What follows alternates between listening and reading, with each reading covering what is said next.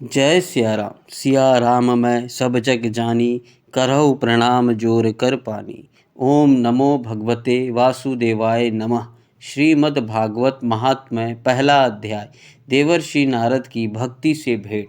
सच्चिदानंद स्वरूप भगवान श्री कृष्ण को हम नमस्कार करते हैं, जो जगत की उत्पत्ति, स्थिति और विनाश के हेतु तथा आध्यात्मिक, आदि दैविक और आदि भौतिक तीनों प्रकार के तापों को नाश करने वाले हैं। जिस समय श्री सुखदेव जी यज्ञोपवीत संस्कार भी नहीं हुआ था तथा लौकिक वैदिक कर्मों के अनुष्ठान का अवसर भी नहीं आया था, तभी उन्हें अकेले ही संन्यास लेने के लिए घर से जाते देखकर उनके पिता व्यास जी विरह से कातर होकर पुकारने लगे, बेटा बेटा तुम कहाँ जा रहे हो। उस समय वृक्षों ने तन्मय होने के कारण श्री सुखदेव जी की ओर से उत्तर दिया, ऐसे सर्वभूत हृदय स्वरूप श्री सुखदेव मुनि को मैं नमस्कार करता हूँ। एक बार भगवत कथा मृत का रसवादन करने में कुशल मुनिवर शौनक जी ने नैमिषारण्य क्षेत्र में विराजमान महामती सूत जी को नमस्कार करके उनसे पूछा। शौनक जी बोले, सूत जी, आपका ज्ञान अज्ञान अंधकार को नष्ट करने के लिए करोड़ों सूर्य के समान है। आप हमारे कानों के लिए रसायन अमृत स्वरूप सार गर्भित कथा कहिए। भक्ति ज्ञान और वैराग्य से प्राप्त होने वाले महान विवेक की वृद्धि किस प्रकार होती है तथा वैष्णव लोग किस तरह इस माया मोह से अपना पीछा छुड़ाते हैं। इस घोर कली काल में जीव प्रायः आसुरी स्वभाव के हो गए हैं। विविध कलशों से आक्रांत इन जीवों को शुद्ध बनाने का सर्वश्रेष्ठ उपाय क्या है। सूत जी, आप हमें कोई ऐसा शाश्वत साधन बताइए जो सबसे अधिक कल्याणकारी तथा पवित्र करने वालों में भी पवित्र हो, जो भगवान श्री कृष्ण की प्राप्ति करा दे। चिंतामणि केवल लौकिक सुख दे सकती है, कल्प वृक्ष अधिक से अधिक स्वर्गीय संपत्ति दे सकता है, परंतु गुरुदेव प्रसन्न होकर भगवान का योगी दुर्लभ नित्य वैकुंठ धाम दे देते हैं। सूत जी ने कहा, शौनक जी, तुम्हारे हृदय में भगवान का प्रेम है, इसलिए मैं विचार कर तुम्हें संपूर्ण सिद्धांतों को निष्कर्ष सुनाता हूँ, जो जन्म मृत्यु का भय का नाश कर देता है, जो भक्ति के प्रवाह को बढ़ाता है और भगवान श्री कृष्ण की प्रसन्नता का प्रधान कारण है। मैं तुम्हें वह साधन बतलाता हूँ, उसे सावधान होकर सुनो। श्री सुखदेव जी ने कलयुग में जीवों को काल रूपी सर्प के मुख का ग्रास होने का श्वास का अत्यंत की नाश करने के लिए श्रीमद् भागवत शास्त्र का प्रवचन किया है। मन की शुद्धि के लिए इससे बढ़कर कोई साधन नहीं है। जब मनुष्य जन्म जन्मांतर का पुण्य प्राप्त होता है, तब उसके पुण्य का उदय होता है, तभी उसे इस भागवत शास्त्र की प्राप्ति होती है। जब सुखदेव जी राजा परीक्षित को यह कथा सुनाने के लिए सभा में विराजमान हुए, तब देवता लोग उनके पास अमृत कलश लेकर आए। देवता अपना काम बनाने में बड़े कुशल होते हैं, अतः यहाँ भी सामने सुखदेव मुनि को नमस्कार करके कहा, आप यह अमृत लेकर बदले में हमें कथामृत का दान कीजिए। इस प्रकार परंपर विनिमय जो होने पर राजा परीक्षित अमृत को पान करें और हम सब श्रीमद् भागवत स्वरूप अमृत कथा का पान करेंगे।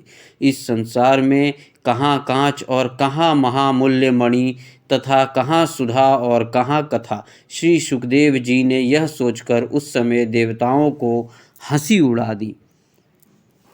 उन्होंने भक्ति शून्य जानकर कथामृत का दान नहीं किया। इस प्रकार यह श्रीमद् भागवत की कथा देवताओं के भी लिए दुर्लभ है। पूर्व काल में श्रीमद् भागवत के श्रवण से ही राजा परीक्षित की मुक्ति देखकर ब्रह्मा जी को भी बड़ा आश्चर्य हुआ था।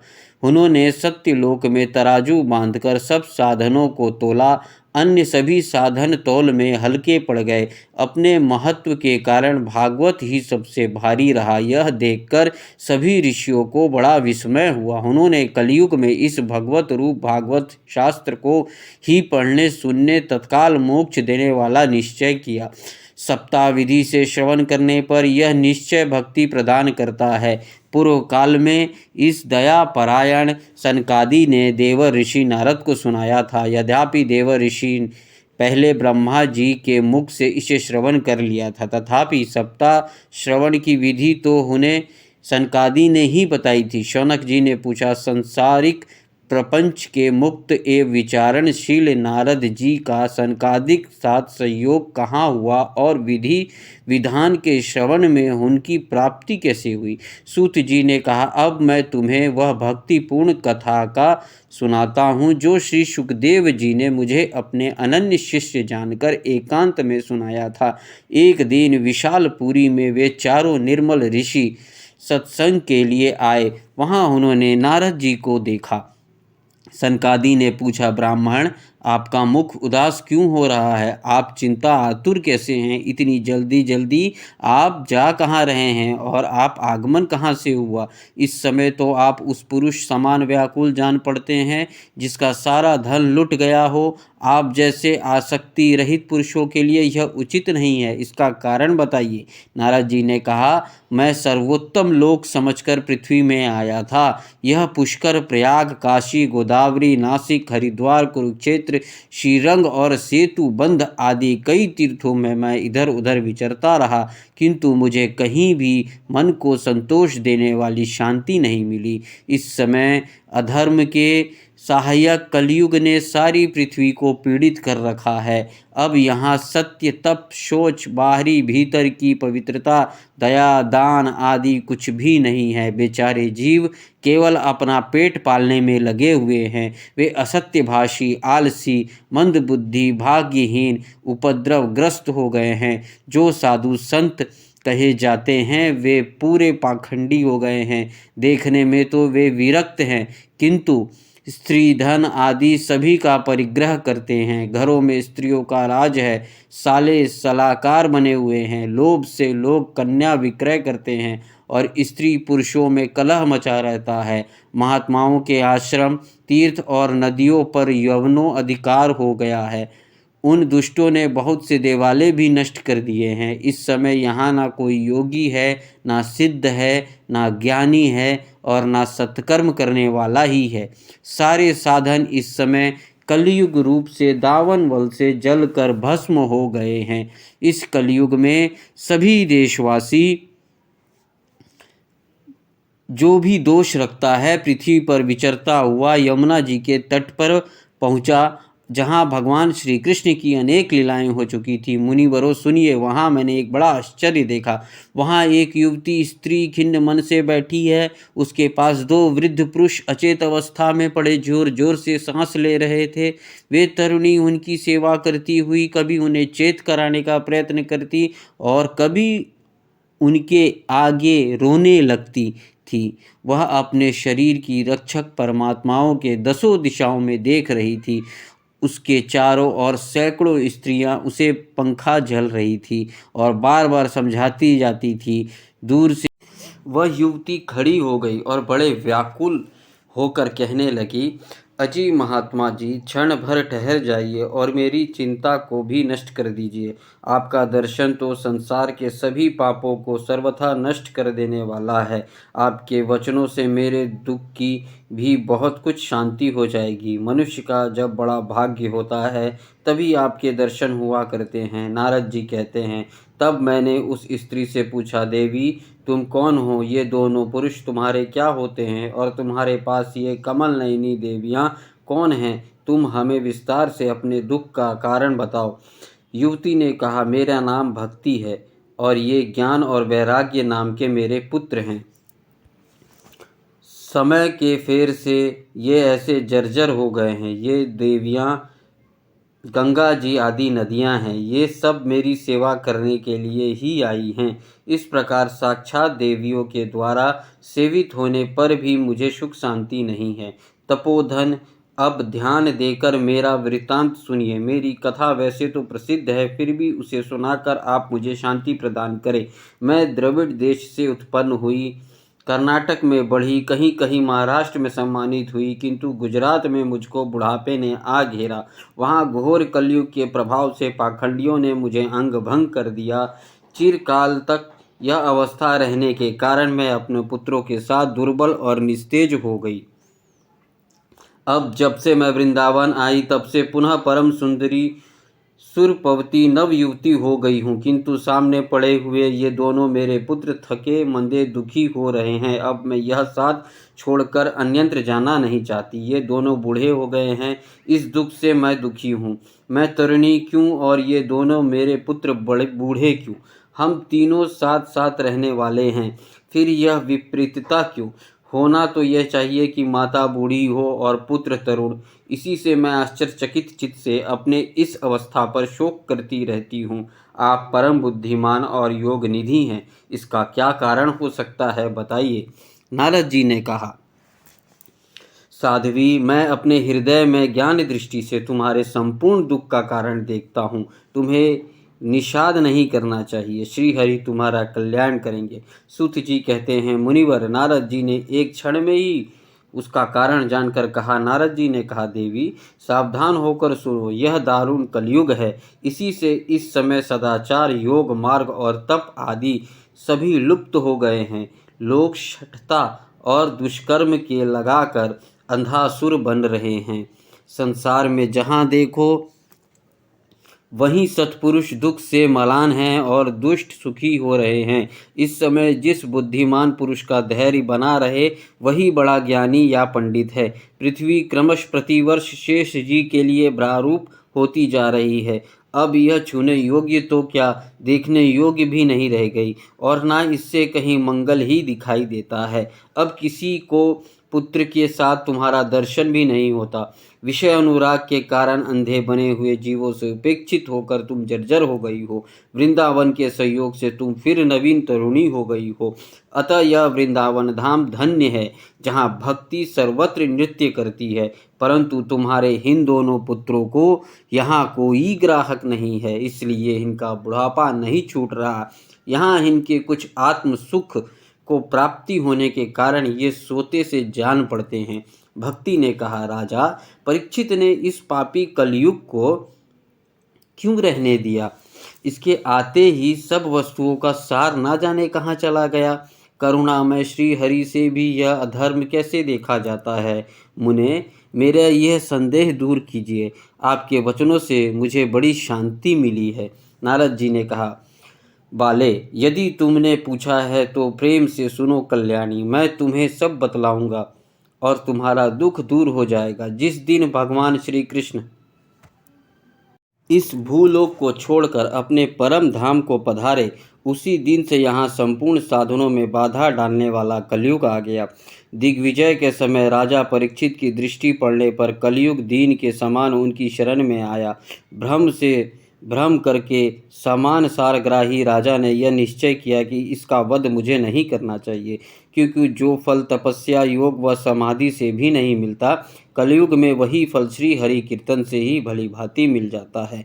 इस प्रकार सारहीन होने पर भी उसे एक ही दृष्टि सारयुक्त देखकर उन्हें कलयुग में उत्पन्न होने वाली जीवों के सुख के लिए ही इसे रहने दिया था। इस समय लोगों के कुकर्म में प्रवृत्त होने के कारण सभी वस्तुओं का सार निकल गया है और पृथ्वी के सारे पदार्थ बीजहीन भूसी के समान हो गए हैं। ब्राह्मण केवल अन्न धान्य आदि के लोभवश घर घर एवं जन जन को भागवत की कथा सुनाने लगे हैं, इसलिए कथा का सार चला गया। तीर्थों में नाना प्रकार के अत्यंत घोर कर्म करने वाले नास्तिक और नारकी पुरुष भी रहने लगे हैं, इसलिए तीर्थों के भी प्रभाव जाता रहा। जिनका चित्त निरंतर काम, क्रोध, महान लोभ और तृष्णा से तपता रहता है, वे भी तपस्या का ढोंग करने लगे हैं, इसलिए तप का भी सार निकल गया। मन पर काबू न होने के कारण तथा लोभ, दंभ और पाखंड का आश्रय लेने के कारण शास्त्रों का अभ्यास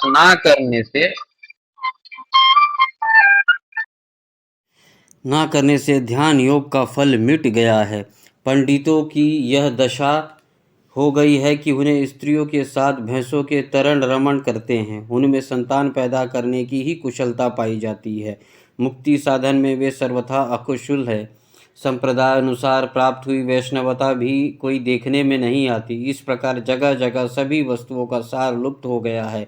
यह तो इस युग का स्वभाव है, इसमें किसी का दोष नहीं है। इसी से पुंडरीकाक्ष भगवान बहुत समीप रहते हुए भी यह सब सह रहे हैं। सूत जी कहते हैं, शौनक जी, इस प्रकार देव ऋषि नारद के वचन सुनकर भक्ति को बड़ा आश्चर्य हुआ। फिर उसने जो कुछ कहा उसे सुनिए। भक्ति ने कहा, देव ऋषि, आप धन्य हैं। मेरा बड़ा सौभाग्य था जो आपका समागम हुआ। संसार में साधुओं का दर्शन ही समस्त सिद्धियों का परम कारण है। आपका केवल एक बार का उपदेश धारण करके कयाधु कुमार प्रहलाद ने माया पर विजय प्राप्त कर ली। ध्रुव ने भी आपकी कृपा से ध्रुव पर प्राप्त किया। आप सर्वमंगलमय और साक्षात श्री ब्रह्मा जी के पुत्र हैं।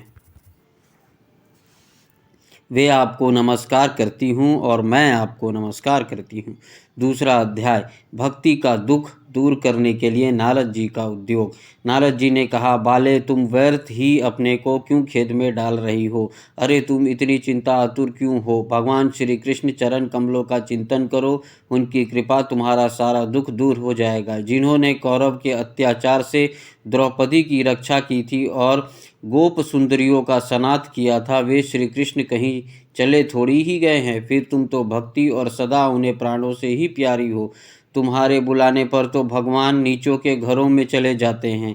सत्य, त्रेता और द्वापर, इन तीनों युगों में ज्ञान और वैराग्य मुक्ति के साधन थे, किंतु कलयुग में तो केवल भक्ति ही ब्रह्म समाज को प्राप्त करने वाली है। यह सोचकर ही परामानंद चिंतामूर्ति ज्ञान स्वरूप श्री हरि ने अपने सत स्वरूप में तुम्हें रचा है। तुम साक्षात श्री कृष्ण चंद्र की प्रिया और परम सुंदरी हो। एक बार जब तुमने हाथ जोड़कर पूछा था कि मैं क्या करूं, तब भगवान ने तुम्हें यही आज्ञा दी थी कि मेरे भक्तों का पोषण करो। तुमने भगवान की वह आज्ञा स्वीकार कर ली। इससे तुम पर श्री हरि बहुत प्रसन्न हुए और तुम्हारी सेवा करने के लिए मुक्ति को तुम्हारी दासी के रूप में दे दिया। इस ज्ञान वैराग्य को पुत्रों के रूप में तुम अपने साक्षात स्वरूप से वैकुंठ धाम में भक्तों का पोषण करती हो। भूलोक में तुमने उनकी पुष्टि के लिए केवल छाया रूप धारण कर रखा है। तब तुम मुक्ति, ज्ञान और वैराग्य को साथ लिए पृथ्वी तल पर आई हो और सतयुग से द्वापर युग बड़े आनंद से रही। कलयुग में तुम्हारी दासी मुक्ति पाखंड रूप रोग से पीड़ित होकर क्षीण होने लगी, इसलिए वह तो तुरंत ही तुम्हारी आज्ञा से बैकुंठ लोक को चली गई। इस लोक में भी तुम्हारा स्मरण करने से ही वह आती है और फिर चली जाती है, किंतु इन ज्ञान वैराग्य को तुमने पुत्र मानकर अपने पास ही रख छोड़ा है। फिर भी कलयुग में इनकी उपेक्षा होने के कारण तुम्हारे ये पुत्र उत्साहहीन और वृद्ध हो गए हैं। फिर भी तुम चिंता ना करो, मैं इनके नवजीवन का उपाय सोचता हूँ। काली के समान कोई भी युग नहीं है। इस युग में तुम्हारे घर घर में प्रत्येक पुरुष हृदय में स्थापित कर दूंगा। देखो, अन्य सब धर्मों के दबाकर भक्ति विषय का महोत्सव को आगे रखकर यदि मैंने लोक में तुम्हारा प्रचार ना किया तो मैं श्री हरि का दास नहीं। इस कलयुग में जो जीव तुमसे युक्त होंगे वे पापी होने पर भी वैकुंठ के भगवान श्री कृष्ण के अभय धाम को प्राप्त होंगे। जिनके हृदय में निरंतर प्रेम रूपणी भक्ति निवास करती, भगवान तप, वैद्य, दान, ज्ञान और कर्म आदि किसी भी साधन से वश में नहीं किए जा सकते। वे केवल भक्ति से ही वशीभूत होते हैं। इससे श्रृंगी भजन प्रमाण है। मनुष्यों का सहस्त्रों जन्म के प्रणय प्रताप से भक्ति में अनुराग होता है। कलयुग में केवल भक्ति ही सार है। भक्ति से तो साक्षात श्री कृष्ण चंद्र सामने उपस्थित हो जाते हैं। जो लोग भक्ति से द्रोह करते हैं वे तीनों लोकों में दुख ही दुख पाते हैं। पूर्व काल में भक्त का तिरस्कार करने वाले दुर्वासा ऋषि को बड़ा कष्ट उठाना पड़ा था। बस व्रत, तीर्थ, योग, यज्ञ और ज्ञान चर्चा आदि बहुत से साधनों की कोई आवश्यकता नहीं है। एकमात्र भक्ति ही मुक्ति देने वाली है। सूत जी कहते हैं, इस प्रकार नारद जी के निर्णय किए हुए अपने महात्म्य को सुनकर भक्ति के सारे अंग पुष्ट हो गए और वे उनसे कहने लगी। भक्ति ने कहा, नारद जी आप धन्य हैं, आपकी मुझ में निश्चल प्रीति है, मैं सदा आपके हृदय में रहूंगी, कभी आपको छोड़कर नहीं जाऊंगी। साधो आप बड़े कृपालु हैं, आपने क्षण भर में ही मेरा दुख दूर कर दिया, किंतु अभी मेरे पुत्रों में चेतना नहीं आई है, आप इन्हें शीघ्र ही सचेत कर दीजिए और जगा दीजिए। सूत जी कहते हैं, भक्ति के यह वचन सुनकर नारद जी को बड़ी करुणा आई और उन्होंने हाथों से हिला डुलाकर जगाने लगे। फिर उनके कान के पास मुंह लगाकर जोर से कहा, ओ ज्ञान जल्दी जग पड़ो, ओ वैराग्य जल्दी जग पड़ो। फिर उन्होंने वैद ध्वनि, वेदांत घोष और बार बार गीता पाठ करके उन्हें जगाया। इससे वे जैसे तैसे बहुत जोर लगाकर उठे, किंतु आलस्य के कारण वे दोनों जबाई लेने लगे, नेत्र उघाड़कर देख भी नहीं सकते थे। उन्होंने बाल बंगलों की तरह सफ़ेद हो। इस प्रकार भूख प्यास मारे अत्यंत दुर्बल होने के कारण उन्हें फिर सोते देख नारद जी बड़ी चिंता हुई और वे सोचने लगे, अब मुझे क्या करना चाहिए, अब मुझे क्या करना चाहिए कि जो ज्ञान और वैराग्य ये दोनों सही हो जाए। इस प्रकार चिंता करते करते भगवान का स्मरण करने लगे। उस समय यह आकाशवाणी हुई कि मुने खेद मत करो, तुम्हारे यह उद्योग निसंदेह सफल होगा। देवऋषि इसके लिए तुम्हें एक सत्कर्म करो, वह कर्म तुम्हें सत शिरोमणि महाअनुभव बताएंगे। उस सत्कर्म का अनुष्ठान करते तथा सर्वत्र भक्ति का प्रसार होगा। यह आकाशवाणी वहाँ सभी का साफ साफ सुनाई दी। इससे नारद जी बड़ा विस्मय हुआ और वे कहने लगे, मुझे तो इसका कुछ आशय समझ में नहीं आया। नारद जी बोले, इस आकाशवाणी में गुप्त रूप से ही बात कही है, यह नहीं बताया कि कौन सा साधन किया जाए जिससे इनका कार्य सिद्ध हो। वे संत ना जाने कहाँ मिलेंगे और किस प्रकार इस साधन को बताएंगे। अब आकाशवाणी ने जो कुछ कहा है उसके अनुसार मुझे क्या करना चाहिए। सूत जी कहते हैं, शौनक जी तब ज्ञान वैराग्य दोनों को वहीं छोड़कर नारद मुनि वहां से चल पड़े और प्रत्येक तीर्थों में जा जाकर मार्ग में मिलने वाले मुनिवरों से वह साधन पूछने लगे।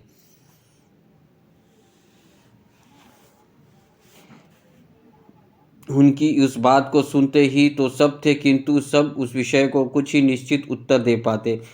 किन्होंने उसे असाध्य बताया, कोई बोले इसका ठीक ठीक पता लगाना ही कठिन है, कोई सुनकर चुप रह गए और कोई तो अपनी अवज्ञा होने के कारण भय से बात को टालकर खिसक गए। त्रिलोक में महान आश्चर्यजनक हाहाकार मच गया। लोग आपस में कानाफूसी करने लगे। भाई, जब वेद ध्वनि, वेदांत घोष और बार बार गीता पाठ सुनाने पर भी भक्ति, ज्ञान और वैराग्य ये तीनों नहीं जगाए जा सके, तब और कोई उपाय नहीं है।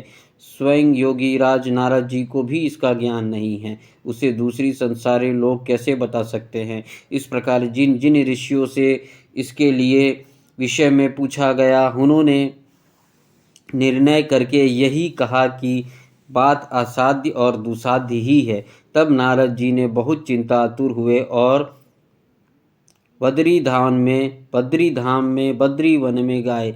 ज्ञान वैराग्य को जगाने के लिए वहां उन्होंने यह निश्चय किया कि मैं तप करूंगा। इस समय उन्हें अपने सामने करोड़ों सूर्य के समान तेजस्वी सनकादि मुनीश्वर दिखाई दिए। उन्हें देखकर वे मुनिश्रेष्ठ कहने लगे। नारद जी ने कहा, महात्माओं, इस समय बड़े भाग्य से मेरे आप लोगों के साथ समागम हुआ है। आप मुझ पर कृपा कर शीघ्र ही वह साधन बताइए। आप सभी लोग बड़े योगी, बुद्धिमान और विद्वान हैं। आप दिखने में 5-5 वर्ष के बालक, साधन बताइए। बुद्धिमान और विद्वान हैं, आप दिखने में 5-5 वर्ष के बालक से जान पड़ते हैं, किंतु पूर्वजनों के भी पूर्वज हैं। आप लोग सदा वैकुंठ धाम में निवास करते हैं, निरंतर हरि कीर्तन में तत्पर रहते हैं, भागवत वल्ली अमृत का रसवादन कर सदा उसी में उबंत रहते हैं और एकमात्र भागवत कथा ही आपका जीवन आधार है। हरि शरणम। भगवान ही आपके और हमारे रक्षक हैं। यह वाक्य सर्वदा आपके मुख में रहता है। इससे काल प्रेरित वृद्धावस्था भी आपको बाधा नहीं पहुंचाती। पूर्व काल में आपके भ्रूमध्य से भगवान विष्णु के द्वारपाल जय और विजय तुरंत पृथ्वी पर गिर गए थे और फिर आपकी ही कृपा से पुनः वैकुंठ लोक पहुँच गए। धन्य है, इस समय आपका दर्शन बड़े सौभाग्य से हुआ है। मैं बहुत दीन हूँ और आप लोग स्वभाव से ही दयालु हैं, इसलिए मुझ पर आपके अवश्य कृपा होनी चाहिए। बताइए, आकाशवाणी ने जिसके विषय में कहा है वह कौन सा साधन है और मुझे किस प्रकार उसका अनुष्ठान करना चाहिए? आप इसका विस्तार से वर्णन कीजिए। भक्ति के ज्ञान और वैराग्य किस प्रकार मिल सकता है? किस तरह इनकी प्रेम पूर्वक सभी वर्णों में प्रतिष्ठा की जा सकती है? सनकादिक ने कहा, देव ऋषि, आप चिंता ना करें, मन में प्रसन्न हो और उन उद्धारों का एक सरल उपाय पहले से ही विद्वान है। नारद जी ने कहा, आप धन्य हैं, आप विरक्तों के शिरोमणि हैं, श्री कृष्णदास शाश्वत पथ प्रदर्शक एवं भक्ति योग के भास्कर हैं। आप भक्ति के लिए जो उद्योग कर रहे हैं यह आपके लिए कोई आश्चर्य की बात नहीं समझनी चाहिए। भगवान के भक्त के लिए तो भक्ति के सम्यक स्थापना करके सदा उचित है। ऋषियों ने संसार में अनेक मार्ग से प्रकट किए हैं, किंतु वे सभी कष्ट साध्य हैं, परिणाम से प्रायः स्वर्ग की ही प्राप्ति करने वाले हैं। अभी तक भगवान की प्राप्ति करने वाला मार्ग तो गुप्त ही रहा है, उसका उपदेश करने वाला पुरुष प्रायः भाग्य से ही मिलता है। आपको आकाशवाणी ने जिस सत्कर्म का संकेत दिया है उसे हम बतलाते हैं, आप प्रश्न और समाहित चित्त होकर सुनिए। नारद जी ने द्रव्य यज्ञ, तपोयज्ञ, योग यज्ञ और स्वाध्याय रूप ज्ञान यज्ञ, ये सब तो स्वर्ग आदि की प्राप्ति करने वाले कर्म के ही और संकेत करते हैं। पंडितों ने ज्ञान यज्ञ को ही सत्कर्म मुक्तिदायक कर्म का सूचक माना है। वह श्रीमद् भागवत का पारायण है, जिसका ज्ञान शुक आदि महान अनुभवों ने किया है। उसके शब्द सुनने से ही भक्ति, ज्ञान और वैराग्य को बड़ा बल मिलेगा। इससे ज्ञान वैराग्य का कष्ट मिट जाएगा और भक्ति को आनंद मिलेगा। सिंह की गर्जना सुनकर जैसे भेड़िए भाग जाते हैं, उसी प्रकार श्रीमद् भागवत की ध्वनि से कलयुग के सारे दोष नष्ट हो जाते हैं। तब प्रेम रस प्रभावित करने वाली भक्ति, ज्ञान और वैराग्य साथ लेकर प्रत्येक घर और व्यक्ति के हृदय में क्रीड़ा करेगी। नारद जी ने कहा, मैंने वेद वेदांत की ध्वनि और गीता पाठ करके उन्हें बहुत जगाया, किंतु फिर भी भक्ति के ज्ञान और वैराग्य ये तीनों नहीं जगे। ऐसी स्थिति में श्रीमद् भागवत सुनने वे कैसे जगेंगे? क्यों कि उस कथा के प्रत्येक श्लोक और प्रत्येक पद में तो वेदांत का ही सारांश है। आप लोग शरणावत्सल हैं तथा आपका दर्शन कभी व्यर्थ नहीं होता, इसलिए मेरा यह संदेह दूर कीजिए, इस कार्य में विलंब ना कीजिए। तब संसार को सभी प्रिय लगने लगता है। दूध में घी रहता है, किंतु उस समय उसका अलग स्वाद नहीं मिलता। वहीं जब उससे अलग हो जाता है तब देवताओं के लिए भी स्वादवर्धक हो जाता है। खोड़ ईर्ख की ओर छोर और बीच में भी व्याप्त रहती है, तथापि अलग होने पर उसकी कुछ और ही मिठास होती है। ऐसा ही यह भागवत की कथा है। यह भागवत पुराण वेदों के समान है। श्री व्यास देव जी ने इस भक्ति, ज्ञान और वैराग्य की स्थापना के लिए प्रकाशित किया है। पूर्व काल में जिस समय वेद वेदांत के परागामी और गीता की भी रचना करने वाले भगवान व्यास देव खिन्न होकर अज्ञान समुद्र में गोते खा रहे थे, उस समय आपने ही उन्हें 4 श्लोकों में इसका उपदेश किया था। उससे सुनते ही उनकी सारी चिंता दूर हो गई थी। फिर इसमें आपको आश्चर्य क्यों हो रहा है? जो आप हमसे प्रश्न कर रहे हैं, आपको उन्हें शोक और दुख का विनाश करने वाला श्रीमद् भागवत पुराण ही सुनाना चाहिए। नारद जी ने कहा, महान अनुभवों, आपका दर्शन जीव के संपूर्ण पापों को तत्काल नष्ट कर देता है और जो संसार दुख स्वरूप दावानल नल से तपे हुए हैं उन पर शीघ्र ही शांति वर्षा करता है। आप निरंतर शेष जी के सहस्त्र मुखों से गाए हुए भगवत कथा अमृत का ही पान करते हैं। मैं प्रेम लक्षणा भक्ति का प्रकाश करने के उद्देश्य से आपकी शरण लेता हूँ। तब अनेकों की जन्मों की सचित पुण्य पाग की उदय का होने से मनुष्य को सत्संग मिलता है।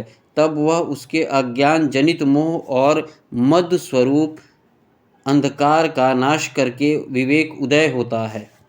तीसरा अध्याय, भक्ति के कष्ट की निर्वृत्ति। नारद जी कहते हैं, अब मैं भक्ति, ज्ञान और वैराग्य को स्थापित करने के लिए प्रयत्न पूर्वक श्री सुखदेव जी के कहे हुए भागवत शास्त्र का कथा द्वारा उज्ज्वल ज्ञान यज्ञ करूँगा। यह यज्ञ मुझे वहाँ करना चाहिए। आप इसके लिए कोई स्थान बता दीजिए। आप लोग वेद के पारगामी हैं, इसलिए मुझे इस शुक शास्त्र महिमा सुनाइए। यह भी बताइए कि श्रीमद् भागवत की कथा कितने दिन में सुननी चाहिए और उसे सुनने की विधि क्या है। सनकादिक बोले, नारद जी, आप बड़े विनीत और विवेक की हैं। सुनिए, हम आपको ये बात बताते हैं। हरिद्वार के पास आनंद नाम का एक घाट है। वहाँ अनेक ऋषि रहते हैं तथा देवता और सिद्ध लोग भी उससे सेवन करते रहते हैं। भांति भांति के वृक्ष और लताओं का कारण वह बड़ा सघन है और वहाँ बड़ा कोमल नवीन बालू बिछी हुई है। वह घाट बड़ा ही सुरमय और एकांत प्रदेश में है। वहाँ हर समय सुनहले कमलों की सुगंध आया करती है। उसके आसपास रहने वाले सिंह, हाथी आदि परस्पर विरोधी जीवों के चित्त में भी भैरभाव नहीं है। वहाँ आप बिना किसी विशेष प्रत्यय के ही ज्ञान यज्ञ आरंभ कर दीजिए। उस स्थान पर कथा में अपूर्व रस का उदय होगा।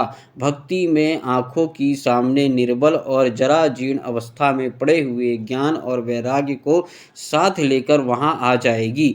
क्योंकि जहाँ भी श्रीमद् भागवत की कथा होती है, वहाँ ये भक्ति आदि अपने आप पहुँच जाते हैं। वहाँ कानों में कथा के शब्द पड़ने से ये तीनों तरुण हो जाएंगे। सूत जी कहते हैं, इस प्रकार कहकर नारद जी के साथ सनकादिक भी श्रीमद् भागवत कथा अमृत का पान करने के लिए वहाँ से तुरंत गंगा तट पर चले आए। जिस समय वे तट पर पहुँचे, भूलोक, देवलोक और ब्रह्मलोक सभी जगह इस कथा का हल्ला हो गया। जो भगवत कथा के ऋषक विष्णु भक्त थे, वे सभी श्रीमद् भागवत अमृत का पान करने के लिए सबसे आगे दौड़कर आने लगे। भृगु, वशिष्ठ, च्वन, गौतम, मेघातीत, देवल, देवरात, परशुराम, विश्वामित्र, शाकल, मार्कंडेय, दत्तात्रेय, पिपलाद, योगेश्वर, व्यास और पराशर, छाया, शुक, जंजाली और जुद आदि सभी प्रधान मुनिगण अपने अपने पुत्र, शिष्य और स्त्री समेत बड़े प्रेम से वहाँ आए। इनके सिवा वेद, वेदांत, मंत्र, तंत्र, 17 पुराण और 6 शास्त्र भी मूर्तिमान होकर वहाँ उपस्थित हुए।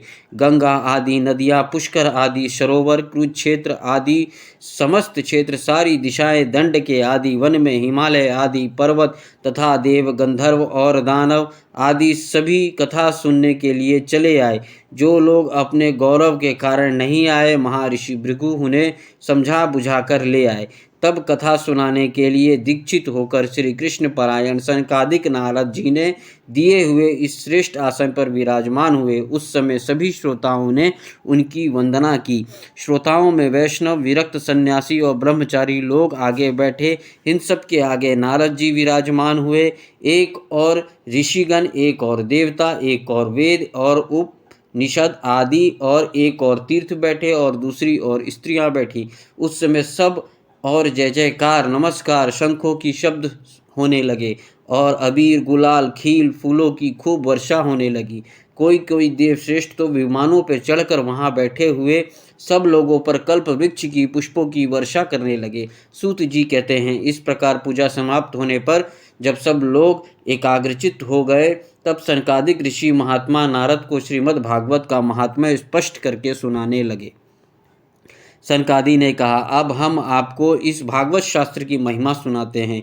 इसे श्रवण मात्र से ही मुक्ति हाथ लग जाती है। श्रीमद् भागवत की कथा का सदा सर्वदा सेवन आस्वादन करना चाहिए। इसके श्रवण मात्र से श्रीहरि हृदय में आ विराजते हैं। इस ग्रंथ से 18,000 श्लोक और 12 स्कंद हैं तथा श्री सुखदेव जी और राजा परीक्षित का संवाद है। आप यह भगवत शास्त्र का ध्यान देकर सुनिए। यह जीव तभी तक अज्ञानवश इस संसार चक्र में भटकता है जब तक क्षण भर के लिए भी कानों में इस शुक शास्त्र की कथा नहीं पड़ती। बहुत से शास्त्र और पुराण सुनने से क्या लाभ है, इससे तो व्यर्थ का भ्रम बढ़ता है। मुक्ति देने के लिए तो एकमात्र भागवत शास्त्र ही गरज रहा है। जिस घर में नित्य प्रति श्रीमद् भागवत कथा होती है, वह तीर्थ रूप हो जाता है और जो लोग उससे रहते हैं उनके सारे पाप नष्ट हो जाते हैं। हजारों अश्वमेघ और सैकड़ों वाजपेय जो इस शुक शास्त्र की कथा का 16वां अंश भी नहीं हो सकते, तपोधनों, जब तक लोग अच्छी तरह श्रीमद् भागवत का श्रवण नहीं करते तभी तक उनके शरीर में पाप निवास करते हैं। फल की दृष्टि से इस शुक शास्त्र कथा का समता गंगा, गया, काशी, पुष्कर या प्रयाग कई तीर्थों में भी नहीं कर सकते। यदि आपको परम गति की इच्छा है और अपने मुख से ही श्रीमद् भागवत के आधे अथवा चौथाई श्लोकों का भी नित्य नियम पूर्वक पाठ कीजिए। ओमकार, गायत्री, पुरुषायुक्त 3 वेद, श्रीमद् भागवत, ओम नमो भगवते वासुदेवाय, यह 12 अक्षर मंत्र 12 मूर्तियों वाले सूर्य भगवान, प्रयाग, सब सतरूप, काल, ब्राह्मण, अग्निहोत्र, गो, द्वादशी तीर्थ, तुलसी, वसंत ऋतु और भगवान पुरुषोत्तम, इन सबों में बुद्धिमान लोग वस्तुतः कोई अंतर नहीं मानते। जो पुरुष अहीनवश अर्थ सहित श्रीमद् भागवत का शास्त्र पाठ करते हैं उसके लिए करोड़ों जन्मों का पाप नष्ट हो जाता है, इसमें तनिक भी संदेह नहीं है। जो पुरुष नित्य प्रति भागवत का आधा या चौथाई श्लोक भी पढ़ता है उसे राजसूय की अधमेघ यज्ञों का फल मिलता है। नित्य भागवत का पाठ करना, भगवान का चिंतन कर जिस दुष्ट ने अपनी सारी आयु में चित्त को एकाग्र करके श्रीमद् भागवत अमृत का थोड़ा सा भी रसवादन नहीं किया, उसने तो अपना सारा जन्म चंडाल और गधे के समान व्यर्थ ही गवा दिया। वह तो अपने माता को प्रसव पीड़ा पहुंचाने के लिए ही उत्पन्न हुआ। जिसने इस शुक शास्त्र के थोड़े से भी वचन नहीं सुने वह पाप आत्मा तो जीता हुआ भी मुर्दे के समान है। पृथ्वी के भार स्वरूप उसे पशु तुल्य मनुष्य को धिक्कार है।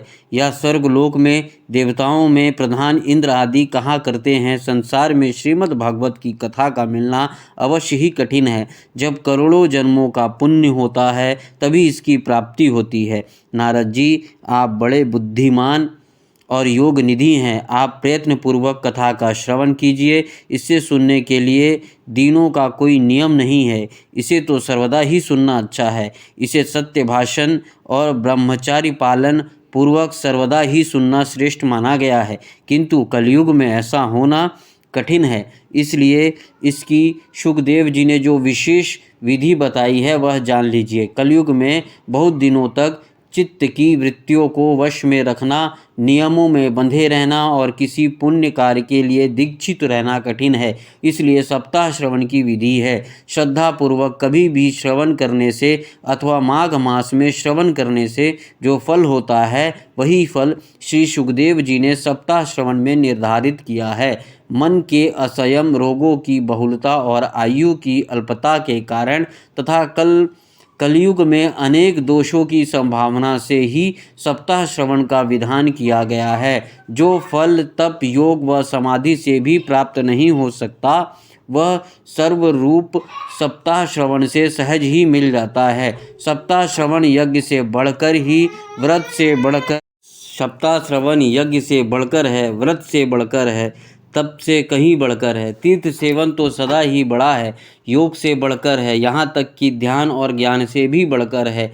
अजी, इसी विशेषता का कहाँ तक वर्णन करें, यह तो सभी से बढ़ चढ़कर है। शौनक जी ने पूछा, सूत जी, यह तो आपने बड़े आश्चर्य की बात कही। अवश्य ही यह भागवत पुराण योग वेत्ता ब्रह्मा जी के भी आदि कारण श्री नारायण का निरूपण करता है, परंतु यह मोक्ष की प्राप्ति में ज्ञान आदि सभी साधनों का तिरस्कार करके इस युग में उनसे भी कैसे आगे बढ़ गया। सूत जी ने कहा,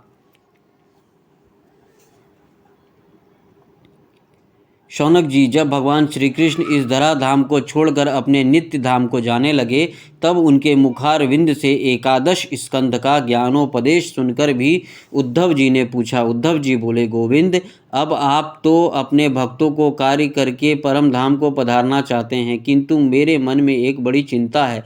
यह सुनकर आप मुझे शांत कीजिए। अब घोर कलिकाल आया ही समझिए, इसलिए संसार में फिर अनेक दुष्ट प्रकट हो जाएंगे। उनके संसर्ग से जब अनेकों सत्पुरुषों भी उग्र प्रकृति के हो जाएंगे तब उनके भार से दबकर यह गोरूपणी पृथ्वी किसकी शरण में जाएगी। कमल नयन, मुझे तो आपको छोड़कर इसकी रक्षा करने वाला कोई दूसरा नहीं दिखाई देता। इसलिए भक्त वत्सल, आप साधुओं पर कृपा करके यहाँ से मत जाइए। भगवान, आप निराधार, निराकार और चिन्ह मात्र होकर भी भक्तों के लिए ही तो सगुण रूप धारण किया है। फिर भला आपका वियोग होने पर वे भक्त जन पृथ्वी पर कैसे रह सकेंगे? निर्गुण उपासना से तो बड़ा कष्ट है, इसलिए कुछ और विचार कीजिए। प्रभास क्षेत्र में उद्धव जी ने यह वचन सुनकर भगवान सोचने लगे कि भक्तों के अवलंब के लिए मुझे क्या व्यवस्था करनी चाहिए। शौनक जी, तब भगवान ने अपनी सारी शक्ति भागवत में रख दी। वे अंतर ध्यान होकर इस भागवत समुद्र में प्रवेश कर गए। इसलिए वह भगवान की साक्षात शब्दमय मूर्ति है। इसके सेवन, श्रवण, पाठ अथवा दर्शन से ही मनुष्य के सारे पाप नष्ट हो जाते हैं। इससे इसका सप्ताह श्रवण सबसे बढ़कर माना गया है और कलयुग में तो अन्य सब साधनों को छोड़कर यह प्रधान धर्म बताया गया है। कली काल में यहाँ ऐसे धर्म हैं जो दुख, दरिद्रता, दुर्भाग्य और पापों की सफाई कर देता है तथा काम, क्रोध आदि को शत्रुओं पर विजय दिलाता है। अन्यथा भगवान की इस माया से पीछा छुड़ाना देवताओं के लिए भी कठिन है। मनुष्य तो इसे छोड़ ही कैसे सकता है? अतः इसे छूटने के लिए सप्ताह श्रवण विधान किया गया है। सूत जी कहते हैं, शौनक जी, जिस समय सनकादिक मुनीश्वर इस प्रकार सप्ताह श्रवण की महिमा का बखान कर रहे थे, उस सभा में एक बड़ा आश्चर्य हुआ। उसी में तुम्हें बतलाता हूँ, सुनो। वह तरुणावस्था प्राप्त हुए अपने दोनों पुत्रों को साथ लिए विशुद्ध प्रेम रूपा भक्ति बार बार श्री कृष्ण गोविंद हरे मुरारे, हे नाथ नारायण वासुदेवा आदि भगवत मंत्रों का उच्चारण करती हुई अकस्मात प्रकट हो गई। सभी सदस्यों ने देखा कि परम सुंदरी भक्ति रानी भागवत के अर्थों का आभूषण पहने हुए पधारी। मुनियों की उस सभा में सभी यह तर्क वितर्क करने लगे कि कैसे आई, कैसे प्रविष्टि हुई। तब सनकादिक ने कहा, ये भक्ति देवी अभी अभी कथा के अर्थ से निकली है। उनके ये वचन सुनकर भक्ति ने अपने पुत्र समेत अत्यंत विनम्र होकर सनंत कुमार जी से कहा। भक्ति बोली, मैं कलयुग में नष्ट प्राय हो गई थी, तब कथा अमृत सोचकर मुझे फिर पुष्ट किया गया। अब यह बताइए कि मैं कहाँ रहूं? यह सुनकर सनकादि ने उससे कहा, तुम भक्तों के भगवान का स्वरूप प्रदान करने वाली हो और अन्य प्रेम का संपादन करने वाली और संसार रोगों को निर्मूल करने वाली हो। अतः तुम धैर्य धारण करके नित्य निरंतर विष्णु भक्तों के हृदय में ही निवास करो। यह कलयुग में दोष भले ही संसार पार अपना प्रभाव डाले, किंतु वहाँ तुम पर इनकी दृष्टि भी नहीं पड़ सकेगी। इस प्रकार उनकी आज्ञा पाते ही भक्ति तुरंत भागवत भक्तों के हृदयों में जा विराजी। जिनके हृदय में एकमात्र श्री हरि की भक्ति निवास करती है, वे त्रिलोक में अत्यंत निर्धन होने पर भी परम धन्य हैं, क्योंकि इस भक्ति के डोरी में बंधकर तो साक्षात भगवान भी अपना परम धाम छोड़कर उनके हृदय में आकर बस जाते हैं। भूलोक में वह भागवत साक्षात पर ब्रह्म का विग्रह है। हम इसकी महिमा कहाँ तक वर्णन करें? इसका आश्रय लेकर इसे सुनाने से, सुनने से और सुनाने वाले दोनों को ही भगवान श्री कृष्ण की समता प्राप्त हो जाती है। अतः इसे छोड़कर अन्य धर्मों में क्या प्रयोजन है? अन्य धर्म से क्या प्रयोजन है? चौथा अध्याय, गोकर्ण पंख्यान प्रारंभ। सूत जी कहते हैं, मुनिवर, उस समय अपने भक्तों के चित्त में अलौकिक भक्ति का प्रादुर्भाव हुआ देख भक्त वत्सल श्री भगवान अपना धाम छोड़कर वहाँ पधारे। उन्होंने गले में वनमाला शोभा पा रही थी। श्रीअंग सजल जलधर के समान श्याम वर्ण था, उस पर मनोहर पीताम्बर सुशोभित था। कटी प्रदेश करधनी की लड़ियों से सुसज्जित था। सिर पर मुक्टी की लटक और कानों में कुंडलों की झलक देखती ही बनती थी। वे त्रिमंगलातीत भाव से खड़े चित्त को चुराए लेते थे। वृक्ष स्थल पर कौस्तुंभणी दमक रही थी। सारा श्रीअंग हरि चंदन से चर्चित था। उस रूप की शोभा क्या कहे, उसने तो मानो करोड़ों कामदेवों की रूप माधुरी छीन ली थी। वे परम आनंद मूर्ति, मुद्रातीय मधुर मुरलीधर, ऐसी अनुपम छवि से वे अपने भक्तों के निर्मल चितों में अभिभूत हुए। भगवान के नित्य लोक निवासी लीलापर के उद्धव आदि वहाँ गुप्त रूप से इस कथा को सुनने के लिए आए हुए थे।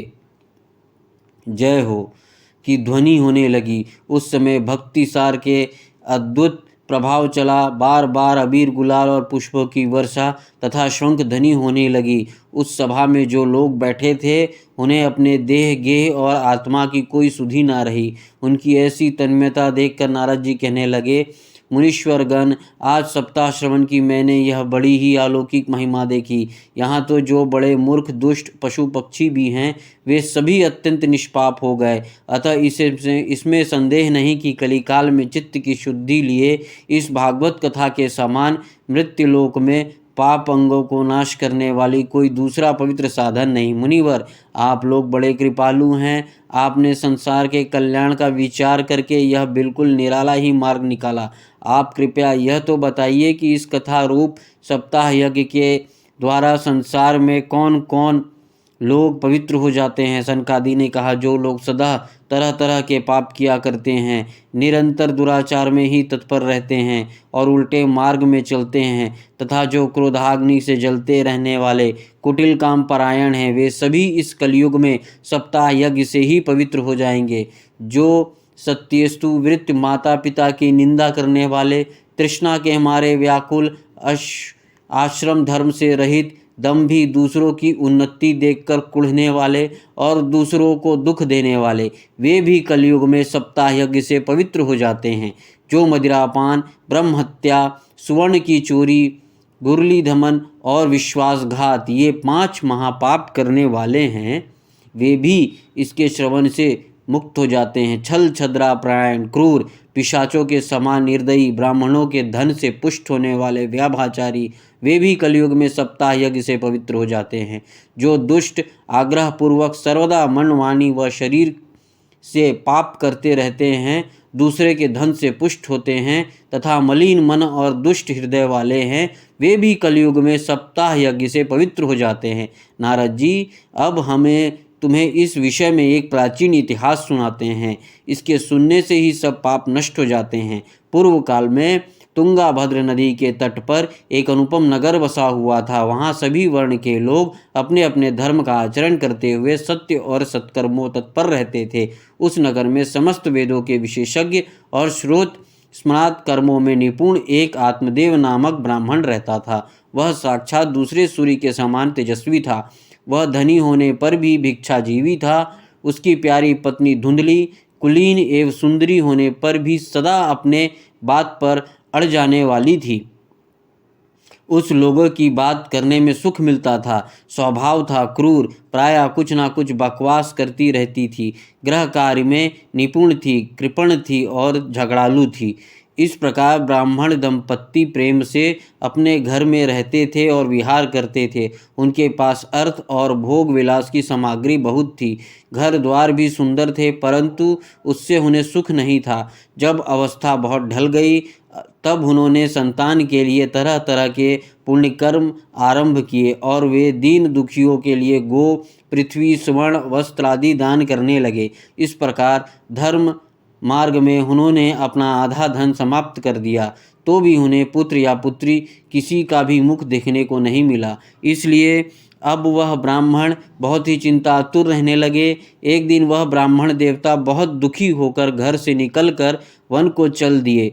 दोपहर में समय उसे प्यास लगी, इसलिए वह एक तालाब पर आया। संतान के अभाव के दुख ने और शरीर को बहुत सूखा दिया था, इसलिए थक जाने के कारण जल पीकर वह वहीं बैठ गए। 2 घड़ी बीतने पर वहाँ एक सन्यासी महात्मा आए। जब ब्राह्मण देवता ने देखा कि जल पी चुके हैं, तब उनके पास गया और चरणों में नमस्कार करने के बाद सामने खड़े होकर लंबी लंबी सांसें लेने लगा। सन्यासी ने पूछा, कहो ब्राह्मण देवता, रोते क्यों हो? ऐसी तुम्हें क्या भारी चिंता है? तुम जल्दी ही मुझे अपने दुखों का कारण बताओ। ब्राह्मण ने कहा, महाराज, मैं अपने पूर्व जन्म के पापों में संचित दुख का क्या वर्णन करूं? अब मेरे पितर मेरे द्वार दी हुई जलांजलि को जल को अपने चिंता जनित सांसों में कुछ गर्म करके पीते हैं। देवता और ब्राह्मण मेरा दिया हुआ प्रसन्न मन से स्वीकार नहीं करते। संतान के लिए मैं इतना दुखी हो गया हूँ कि मुझे सब सुना ही सुना दिखाई देता है। मैं प्राण त्यागने के लिए यहाँ आया हूँ। संतानहीन जीवन का धिक्कार है, संतानहीन ग्रह को धिक्कार है, संतानहीन धन को धिक्कार है, संतानहीन कुल को धिक्कार है। मैं जिस गाय को पालता हूँ वह भी सर्वथा बांझ हो जाती है। जो पेड़ लगाता हूँ उस पर भी फल फूल नहीं लगते। मेरे घर में जो फल आता है वह भी जल्दी सड़ जाता है। जब मैं ऐसा अभागा और पुत्रहीन हूँ तब फिर इस जीवन को ही रखकर मुझे क्या करना है। यूं कहकर वह ब्राह्मण दुख से व्याकुल हो उन यतिवर के हृदय में बड़ी करुणा उत्पन्न हुई। वे योगनिष्ठ थे।